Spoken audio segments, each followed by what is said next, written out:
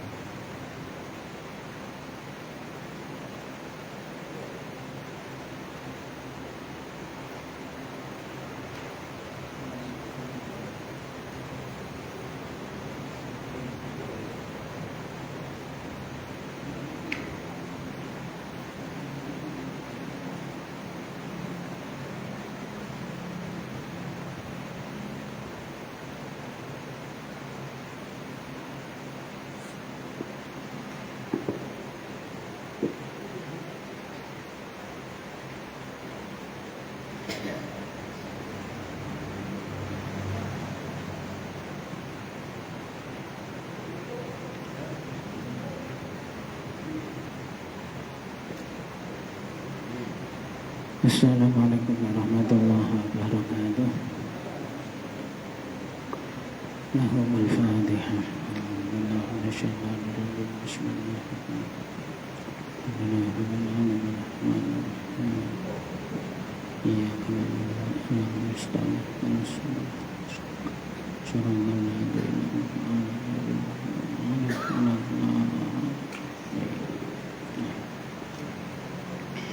Bismillahirrahmanirrahim.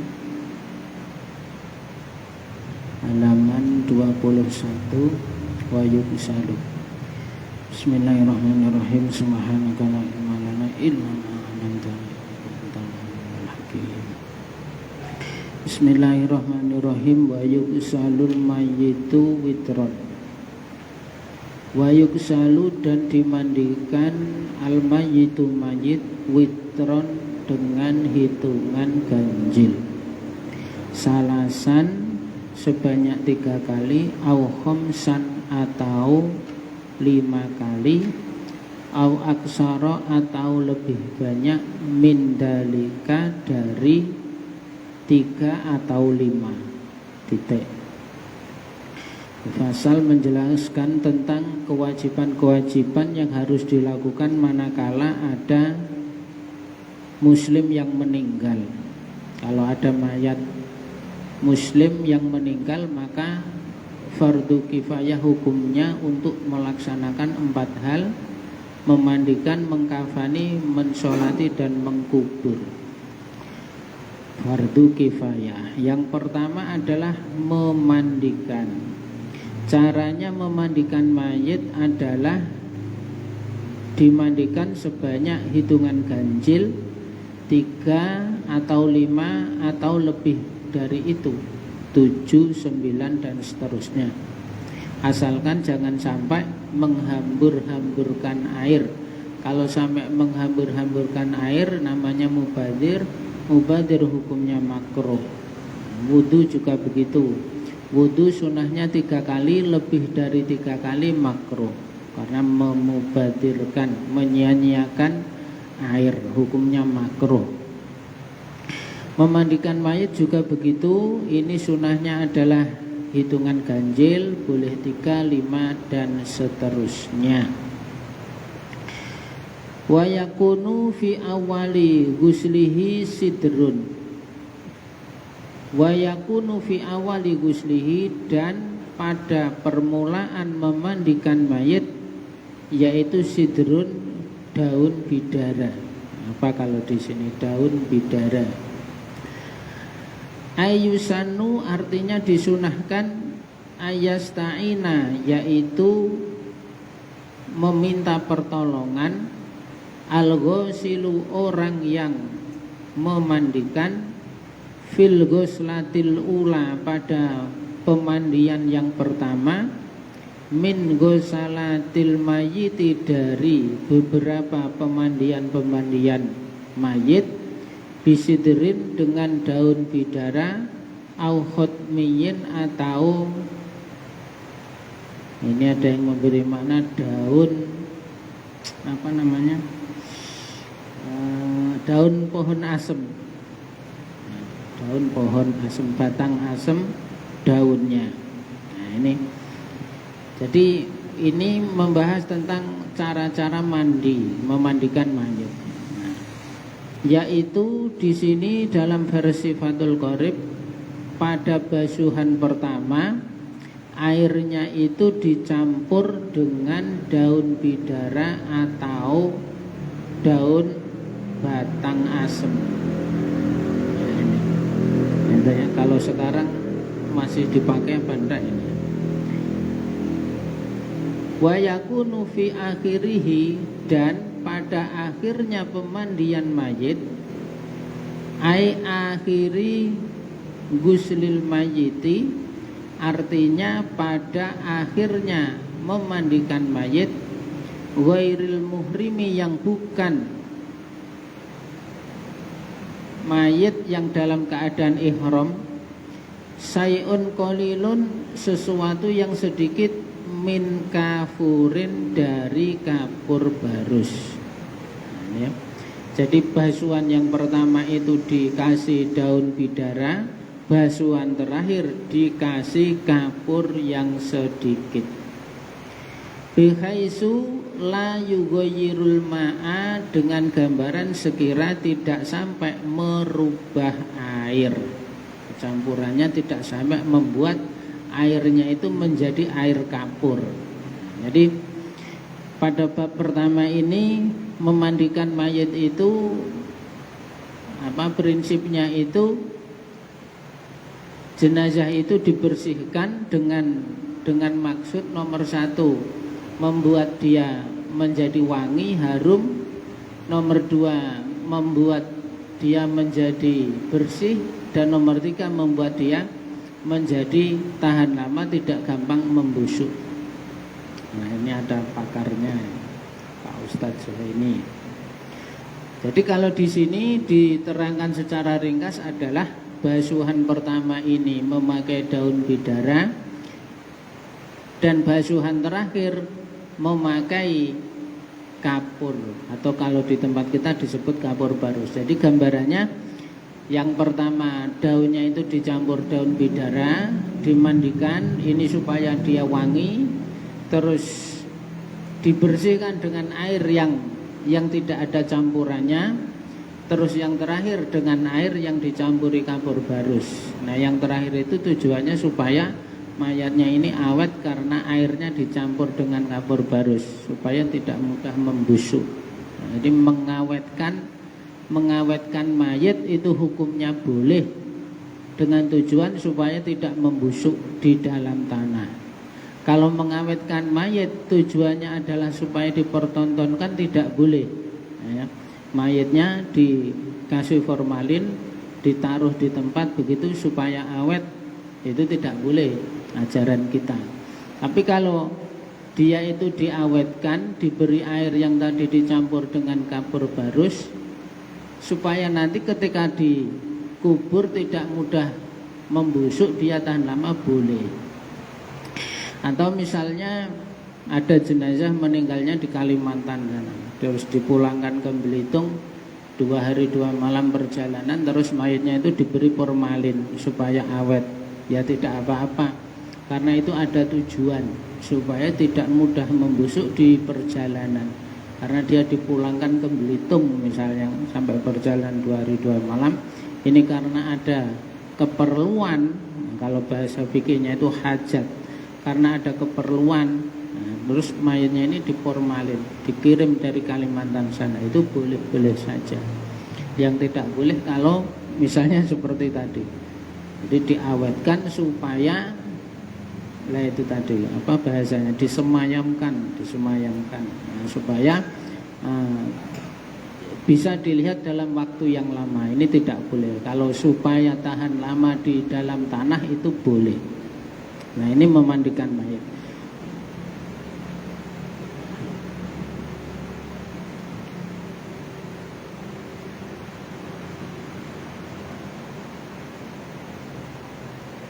Wa'lam, dan ketahuilah, anak akola guslil mayiti, sesungguhnya paling sedikit-sedikitnya memandikan mayit, ta'mimu badanihi, itu meratakan badannya mayit, bil ma'i dengan air, marrotan wahidatan sebanyak 1 kali, titik. Nah, adapun minimalnya memandikan mayit adalah pokoknya badannya itu sudah diratakan dengan air sebanyak 1 kali. Nah, misalnya pada tempat-tempat yang airnya itu sangat terbatas sehingga tidak bisa digunakan untuk memandikan jenazah itu sampai 3 kali 5 kali, sampai kepikiran sayang amat air ini dipakai untuk memandikan jenazah. Nah, akhirnya diringkas supaya itu hanya secukupnya saja begitu. Nah, paling minimalnya adalah asalkan seluruh badannya mayit ini sudah rata dengan air, itu sudah cukup. Minimalnya adalah itu, meratakan air ke seluruh anggota badannya mayit, minimal. Jadi dulu ada wali itu meninggal, dia mandi sendiri. Syekh Al-Badawi itu meninggal, orangnya mandi sendiri. Terus bagaimana kalau ada mayit bisa mandi sendiri, orang yang lain itu masih wajib memandikan enggak?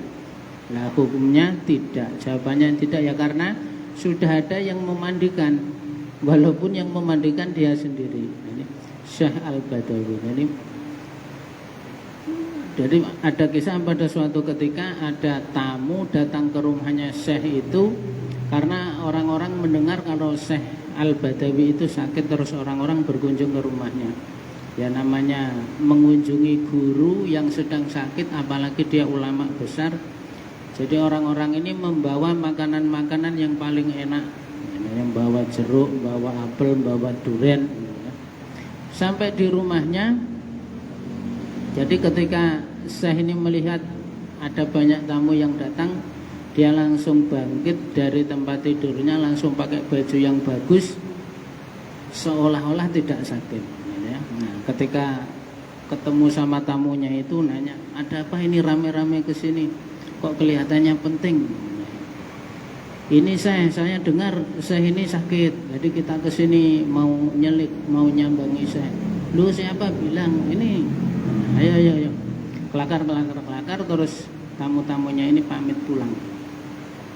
Tamunya pamit pulang, makanan-makanan yang tadi dibawa itu disuruh bawa balik. Nah, udah ini bawa balik aja, kasih ke orang yang lebih membutuhkan. Jadi akhirnya sampai dia punya karomah seperti itu, dia meninggal itu mandi sendiri. Karena saking hidupnya seperti itu. Jadi kami dengar Syekh ini sakit, siapa bilang? Nah, gitu. Ndak dijawab, ndak, aku sehat. Kalau dia ndak, aku sehat, berarti bohong. Tapi dia bilang, siapa bilang? Nah, gitu. Terus pas pulang, oleh-oleh itu disuruh bawa balik, kasih kepada yang lebih membutuhkan. Nah, seolah-olah tidak sakit, padahal sakit. Akhirnya pas beliau meninggal, itu punya karomah, bisa mandi sendiri. Nah, itu terus sama ulama dibahas. Lah, ini bagaimana ini ada mayat bisa mandi sendiri, terus kita masih berkewajiban memandikan enggak? Nah, itu jawabannya tidak. Karena apa? Ya karena yang memandikan itu sudah manusia. Maka kewajiban manusia yang lain itu menjadi gugur. Terus yang kedua, ini ada orang keramat juga. Ini dia punya murid santri, santrinya ini ada yang dari golongan manusia dan ada dari golongan selain manusia, dari jin itu juga menjadi santrinya. Pas ulamanya ini meninggal, jin-jin yang setiap hari ikut ngaji itu memandikan beliau, dimandikan sama jin-jin yang selama ini ikut ngaji. Jadi dimandikan, ketika orang-orang datang posisinya sudah dimandikan. Nah, siapa ini yang memandikan? Nah, ternyata santri-santrinya yang dari golongan jin. Terus dibahas sama ulama, ini bagaimana ini? Sudah ada yang memandikan tapi jin, ini bagaimana? Nah, itu berbeda pendapat. Ada yang mengatakan sudah cukup, ada yang belum. Nah, yang pendapat yang mengatakan sudah cukup karena jin itu juga mendapat kewajiban beribadah seperti manusia. Itu pada ayat wa ma khalaqtul jinna wal insa illa liya'budun itu. Jadi kalau di situ sudah ada yang memandikan walaupun di situ dari bangsa jin itu sudah dianggap cukup. Nah, yang ketiga ini lebih keramat lagi, yang memandikan itu malaikat. Ada orang meninggal dimandikan oleh malaikat. Terus orang-orang datang, posisi jenazah sudah ada yang memandikan. Ini siapa yang memandikan? Malaikat. Terus manusianya bagaimana ini? Masih berkewajiban memandikan apa tidak? Masih. Nah, karena apa? Yang memandikan malaikat. Nah, ini yang berkewajiban kan umat manusia. Nah, itu ada kisah sampai seperti itu. Orang meninggal, ada yang mandi sendiri, ada yang dimandikan jin, ada yang dimandikan malaikat. Orangnya keramat. Nah, itu memandikan jenazah.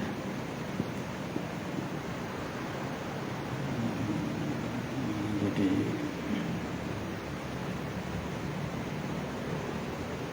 wa amma akmaluhu, adapun lebih sempurnanya memandikan, famadkurun, maka itu disebutkan fil mabsutoti, di dalam kitab-kitab yang dipanjang lebarkan pembahasannya. Nah, adapun cara memandikan jenazah yang lebih sempurna ini tidak disebutkan di dalam Fathul Qorib, disebutkan di dalam kitab-kitab lain yang lebih lebar, lebih luas pembahasannya. Ini hanya disebutkan ya kalau ada mayit itu dimandikan dengan bilangan ganjil, boleh 3, boleh 5 dan seterusnya, dan paling sedikitnya adalah pokoknya sudah rata dengan air. Adapun sampai masalah pembahasan yang memandikan siapa, menghadap kemana, di sini tidak disebutkan. Sini hanya yang ringkas-ringkas saja. Atau di sini juga tidak disebutkan hal-hal yang harus segera dilakukan ketika ada orang meninggal. Nah, ketika ada orang meninggal, apa yang harus segera dilakukan sebelum memandikan dan lain sebagainya. Itu salah satunya adalah memejamkan mata. Kalau misalnya jenazahnya itu matanya tidak mejam, adalah matanya dipejamkan. Nah, dengan dibacakan doa Bismillah wa ala millati Rasulillah. Jadi usapkan begitu agar matanya terpejam. Kalau masih tidak terpejam bagaimana Pak? Ini mungkin Pak Ustadz saya ini pernah mengalami. Kalau masih tidak, matanya tidak bisa terpejam, diambilkan airnya itu dibasahi pakai air hangat, diusapkan di matanya, dipejamkan gitu. Terakhir kalau masih tidak bisa memejam bagaimana Pak? Tangannya ke depan begini ditarik berbarengan dengan menarik jempol kakinya. Jempol kakinya kanan kiri dipegang, dicetuk begitu kan. Dengan kedua tangannya ke depan begini ditarik sama jempol kakinya. Itu di kitab lain sampai diterangkan sepanjang itu. Nah, gitu. Kalau di sini hanya disebutkan memandikan, mengkafani, menyolati dan mengkubur. Kalau masih tidak bisa mejam bagaimana Pak? Ya sudah. Kalau tidak bisa mejam lagi ya sudah, mungkin di situ ada hal-hal lain yang apa? Agar menjadi pelajaran untuk manusia yang masih hidup. Nah, disitulah nanti terus selanjutnya petugas yang memandikan ini adalah orang yang bisa dipercaya. Nah, sekira di dalam jenazah itu terdapat hal-hal yang memalukan yang tidak pantas diucapkan, dikabarkan ke orang lain, maka petugas yang memandikan itu tidak akan menceritakan. Nah, begitu. Makanya petugas orang yang memandikan jenazah itu, nah itu kalau dibahas panjang sekali. Urut-urutan siapa yang memandikan ini. Nanti di pasal yang lain mungkin disebutkan. Nah, kalau di tempat kita lebih enak karena sudah ada petugasnya. Nah, ini ketika ada hal-hal yang tidak pantas, yang terdapat di dalam diri jenazah itu, harapannya adalah itu tidak menjadi aib diceritakan kemana-mana. Kasihan sama mayitnya. Memandikan jenazah. Yang kedua, wa yukafanu, dan dikafani al mayitu mayit dzakaron kana au unsa, baik itu laki-laki atau perempuan, balighun kana aula, baik yang sudah balik atau yang belum balik, fi salasati aswabin, di dalam 3 pakaian bidin yang berwarna putih. Nah, ini sekarang membahas tentang pengkafanan, mengkafani. Yang pertama adalah mayit itu baik laki-laki atau perempuan, baik yang sudah dewasa atau balik atau yang belum balik, belum dewasa, cara mengkafaninya adalah dengan menggunakan tiga pakaian yang berwarna putih. Ya, ini berwarna putih ini hanya sunnah. Selain warna putih boleh enggak Pak? Boleh, tetapi makruh. Nah, misalnya dibungkus warna coklat, warna merah, boleh-boleh saja, tetapi hukumnya makruh. Wa takunu kulluha lafaifa mutasawiyatan, dan ketiga baju yang berwarna putih tadi berlapis-lapis dengan bentuk yang sama, tulan wa ardon, baik panjang maupun lebarnya. Tasturu kullu wahidatin minha, yang masing-masing dari beberapa lapis atau 3 lapis tadi bisa menutupi jami al-badani, pada semua badan. Kafan itu berbentuk 3 kain yang ukurannya sama dan berwarna putih. Nah, itu ya. Ini juga apa ya? Juga apa namanya itu? Fadilah, keafdolan saja, afdolnya. Nanti di bawah juga begitu. Minimalnya adalah pokoknya dibungkus kan begitu. Jadi 3 lapis dengan warna putih dan ukuran yang sama, panjang dan lebarnya, versi Fathul Qorib. Nah, dulu katanya ada cerita siapa itu, Abu Nawas itu mengkubur dirinya dengan memakai kain berwarna coklat. Jadi dia minta kepada istrinya minta dikubur menggunakan kain berwarna coklat. Nah, nanti setelah beberapa saat bongkar lagi. Nah, begitu dia dikubur dengan kain yang berwarna coklat tadi, malaikat datang nanya, man robbuka, siapa Tuhanmu? Dijawab sama Abu Nawas, nah, Tuhan malaikat, salah, saya sudah meninggal lama, sudah ratusan tahun, ini kafannya aja sudah sampai warnanya coklat, yang baru meninggal itu di sebelah itu.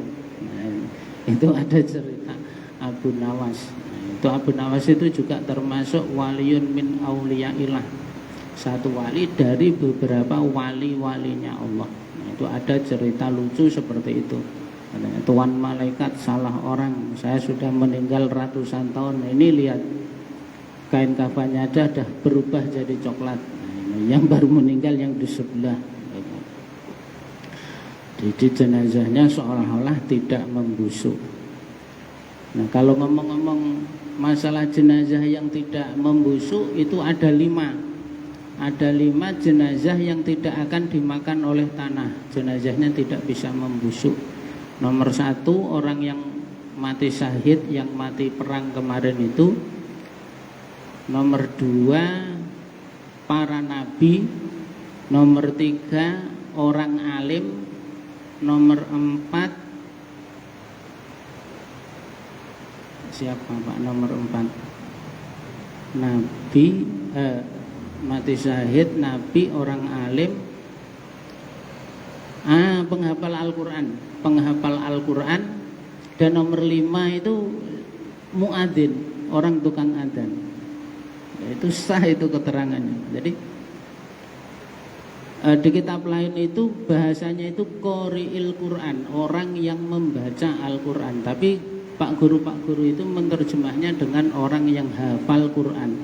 Padahal redaksinya itu qori. Qori itu orang yang membaca. Orang yang gemar membaca Al-Quran, jenazahnya tidak bisa busuk. Nah, yang terakhir itu yang menarik, kelihatannya sepele, orang yang tukang adzan. Orang yang adzan yang mengikhlaskan adzannya dengan adzannya. Jadi dia adzan itu tidak ada pamrih apa-apa. Nah, itu jenazahnya tidak bisa busuk dimakan tanah. Yaitu dengan orang yang mati syahid, dengan orang yang levelnya nabi, orang alim itu sederajat. Tukang adzan, market kalau bahasa kita. Itu jenazahnya tidak bisa membusuk dengan catatan dia ikhlas dengan adzannya, bukan karena suaranya indah pamer, enggak. Memang semata-mata liridhoillah. Tukang adzan. Muadzin.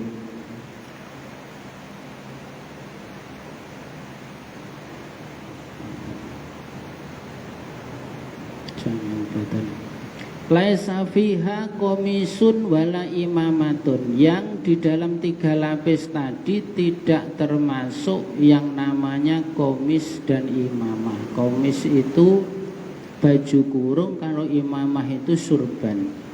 Jadi 3 lapis tadi tidak dijadikan sebagai komis dan imamah. Komis itu baju kurung, imamah itu surban. Ini sayang, ini harusnya bisa dipraktekkan ini. Kalau tidak dipraktekkan ya tidak bisa, hanya membayang-bayangkan saja.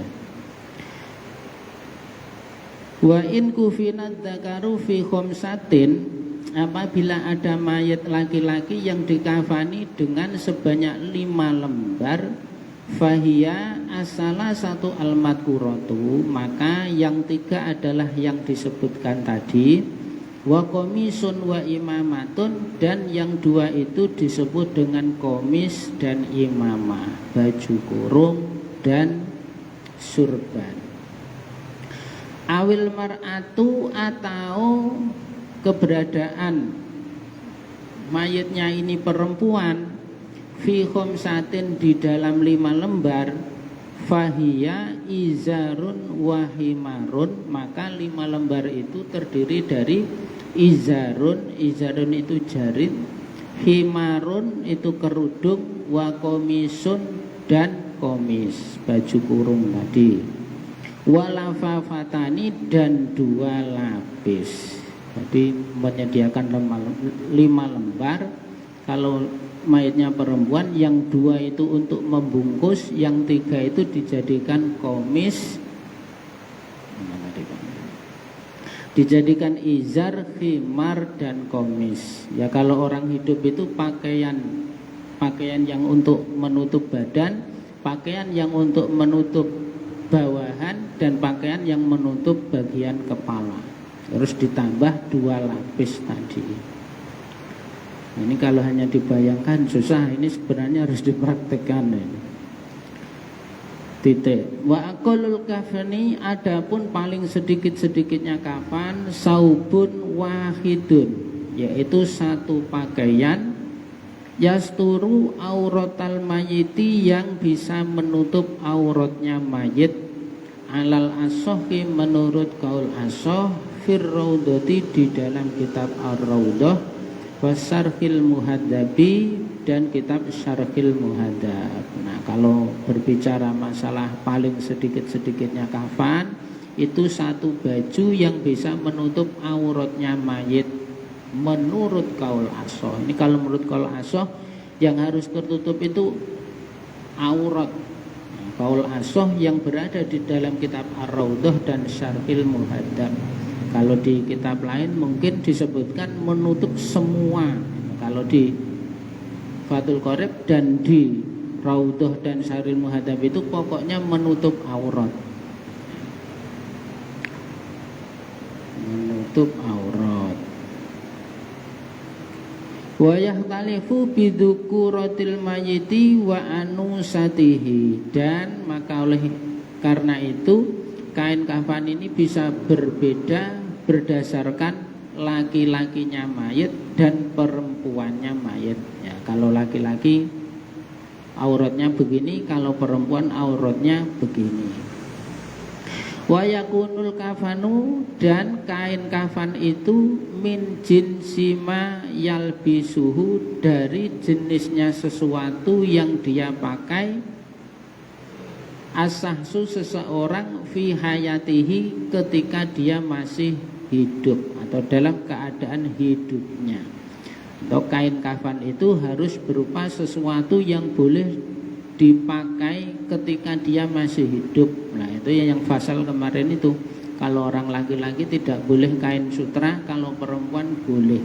Nah ini tujuan akhir manusia, siapapun orangnya, entah itu raja, presiden, bupati, rakyat jelata, Pak Kades, Pak Kadus, nanti kalau meninggal tidak ada tidak ada pembedaan pemberlakuan, semuanya sama, dibungkus kain putih yang harganya murah.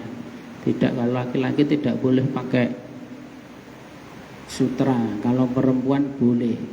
Jenis kain kafan adalah dari apa-apa yang boleh dia pakai ketika dia masih hidup. Berarti kalau laki-laki misalnya sutranya campuran dan kadar sutranya ini lebih sedikit masih boleh. Nah, kalau perempuan boleh. Siapapun orangnya nanti meninggalnya ya bajunya ya ini, pakaian putih 3 lapis dengan kain yang biasa-biasa saja, bukan kain-kain mahal.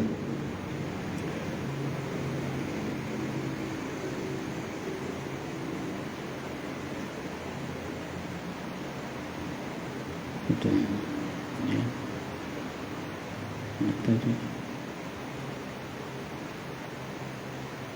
Wa yukabbiru alaihi, dan seseorang melakukan takbir pada mayit, ay al mayiti, artinya mayit, idza shalla alaihi, ketika dia sholat kepada mayit tadi, arba'at takbiratin, dengan sebanyak 4 takbiran. Nah ini sudah menginjak pada pembahasan mensolati mayit. Nah, sholat mayit itu 4 takbir.